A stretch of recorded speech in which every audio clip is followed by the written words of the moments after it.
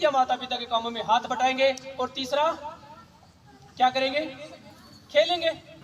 एक काम बेटा आज से हम और करेंगे कि आज के बाद आप कोई भी काम करेंगे, थोड़ा मुश्किल काम है ये, लेकिन इसको भी होमवर्क के रूप में लेते हैं कि आज के बाद आप कोई भी काम करेंगे, उस काम को करने से पहले इस लिहाज से विचार करेंगे कि मेरे इस काम के करने से मेरे माता पिता के जीवन पे क्या प्रभाव पड़ेगा। दूसरा कि मेरे इस काम के करने से मेरे अध्यापकों के जीवन पे क्या प्रभाव पड़ेगा, और तीसरा कि मेरे इस काम के करने से मेरे राष्ट्र और समाज पे क्या प्रभाव पड़ेगा।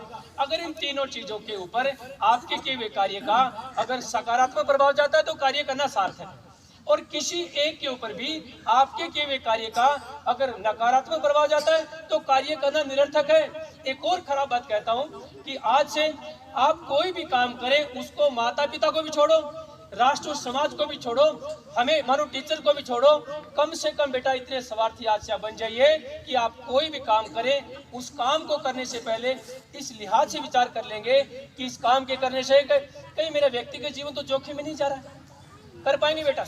ये आपको कौन बताएगा?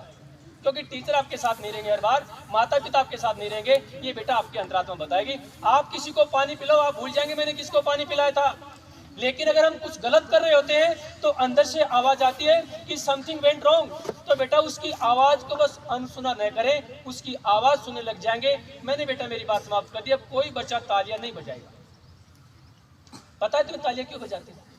कहीं भी लगा लीजिए, तालियां हम तब बजा रहे होते हैं जब हम किसी की बात से सहमत होते हैं, वरना तालियां बजाने का कोई औचित्य नहीं, निरर्थक कवायद नहीं है। अगर बेटा आप वास्तव में मेरी बात से सहमत हैं तो उस बात का स्वागत तालियां बजाकर नहीं, तालियां बजाकर नहीं बेटा।